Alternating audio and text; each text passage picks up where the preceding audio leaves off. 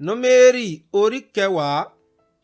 Olúwa sì sọ fún Mósè pé, ìwọ ṣe ìpè fàdákà méjì, iṣẹ́ ọnà lílù ni kí o ṣe wọ́n. Ìwọ ó sì máa fi wọ́n pe àjọ, ìwọ ó sì máa fi wọ́n sí ibùdó. Nígbà tí wọ́n bá fún wọn, kí gbogbo ìjọ kí ó pé sọ́dọ̀ rẹ lé ẹnu ọ̀nà àgọ́ àjọ.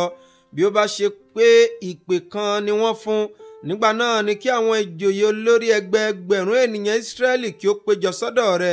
Nígbà tí ẹ̀yin bá sì fún ìpè ìdágìrì, nígbà náà ni kí àwọn ibùdó tí ó wà ní ìhà ìlà oòrùn kí ó ṣí síwájú. Nígbà tí ẹ̀yin bá sì fún ìpè ìdágìrì nígbà kejì, nígbà náà ni kí àwọn ibùdó tí ó wà ní ìhà gúúsù kí ó ṣí síwájú, kí wọn kí ó sì fún ìpè ìdágìrì ṣíṣí wọn. Ṣùgbọ́n nígbà tí a ó bá pé ìjọ pọ̀, kí ẹ fún ìpè, ṣùgbọ́n ẹ kò gbọdọ̀ fún ti ìdágìrì. Àwọn ọmọ Árónì, àwọn àlùfáà ni kí ó sì fún ìpè náà, kí wọn kí ó sì máa ṣe ìlànà láéláé fún yín ní ìran yín. Bí ẹ̀yin bá sì lọ sí ogun ní ilẹ̀ yín lọ ìpàdé àwọn ọ̀tá tí ń ni yín lára, nígbà náà ni kí ẹ̀yin kí ó fún ìpè fún ìdágìrì. A ó sì rántí yín níwájú Olúwa Ọlọ́run yín, a ó sì gbà yín lọ́wọ́ àwọn ọ̀tá yín. Lé ọjọ́ ayọ̀ yín pẹ̀lú, àti lé ọjọ́ ayọ̀ yín, àti ní ìbẹ̀rẹ̀ oṣù yín, ni kí ẹ̀yin kí ó fún ìpè sórí ẹbọ sísun yín, àti sórí ẹbọ àlàáfíà yín, kí wọn kí ó lè máa ṣe ìrántí fún yín níwájú Ọlọ́run yín.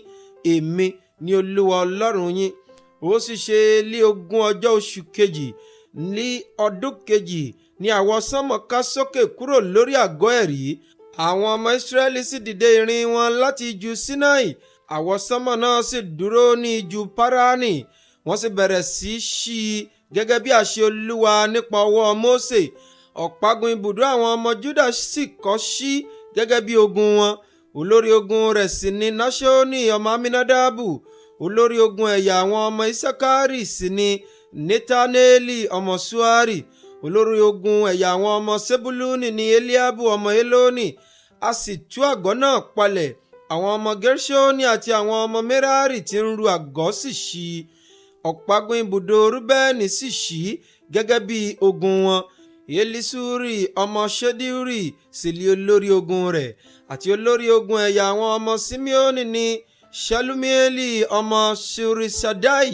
Àti olórí ogun ẹ̀yà àwọn ọmọ Gadi ni Eliasafu ọmọ Deuli.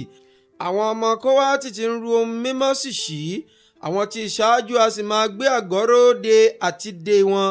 Ọ̀págun ibùdó àwọn ọmọ Efraimu sì ṣí gẹ́gẹ́ bí ogun wọn. Elishama ọmọ Amihudu sì lé olórí ogun rẹ̀. Àti olórí ogun ẹ̀yà àwọn ọmọ Manase ni Gamalieli ọmọ Pedasuri. Àti olórí ogun ẹ̀yà àwọn ọmọ Benjamini ni Abidani ọmọ Gideoni. Ọ̀págun ibùdó àwọn ọmọ Dani tí ó kẹ́yìn gbogbo ibùdó sì ṣí gẹ́gẹ́ bí ogun wọn. Olórí ogun rẹ̀ sì ni Ayeseri ọmọ Amishadai. Àti olórí ogun ẹ̀yà àwọn ọmọ Asheri ni Pageli ọmọ Okrani. Àti olórí ogun ẹ̀yà àwọn ọmọ Naftali ni Ahira ọmọ Enani. Báyìí ni ìrìn àwọn ọmọ Ísírẹ́lì gẹ́gẹ́ bí ogun wọn, wọ́n sì ṣí. Mósè sì wí fún Hobabu ọmọ Ragueli ará Midiani, àná Mósè pé, àwa ń ṣí lọ sí ibi tí Olúwa ti wí pé, èmi ò fi fún yín, wá bá wa lọ, àwa ò ṣe ọ́ ní oore, nítorí pé Olúwa sọ̀rọ̀ rere nípa Ísírẹ́lì. Òun sì wí fún un pé, èmi kì yóò lọ, ṣùgbọ́n èmi ò padà lọ sí ilẹ̀ mi àti sọ́dọ̀ ará mi. Ó sì wí pé, má ṣe fi wá sílẹ̀, èmi bẹ̀ ọ́. Ìwọ ṣáà mọ̀ pé ní ijù ilé àwa dó sí, ìwọ ó sì máa ṣe ojú fún wa. Yóò sì ṣe bí ìwọ bá bá wa lọ, yóò sì ṣe pé oore-kóore tí Olúwa bá ṣe fún wa, òun náà lè àwa ó ṣe fún ọ. Wọ́n sì ṣí kúrò ní òkè Olúwa ní ìrìn ijọ́ 3. Àpótí májẹ̀mú Olúwa sì ṣíwájú wọn ní ìrìn ijọ́ 3 láti wá ibi ìsinmi fún wọn. Àwọsánmọ̀ Olúwa ń bẹ lórí wọn lé ọ̀sán nígbà tí wọ́n bá sì kúrò nínú ibùdó. Ó sì ṣe nígbà tí àpótí ẹ̀rí bá ṣí síwájú, Mósè a sì wí pé, dìde Olúwa, kí a sì tú àwọn ọ̀tá rẹ ká, kí àwọn tí ó kórìíra rẹ kí ó sálọ kúrò níwájú rẹ.